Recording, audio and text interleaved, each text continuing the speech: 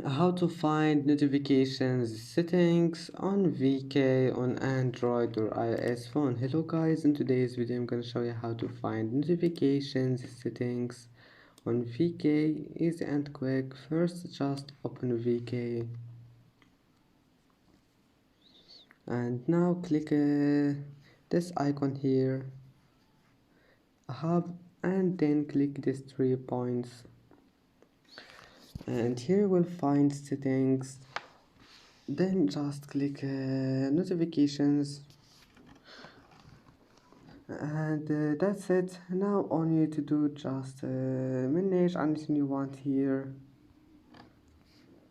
And that's it for today's video. If you like this video, please don't forget to like and don't forget to subscribe, and thank you for watching this video until the end, and see you in the next video.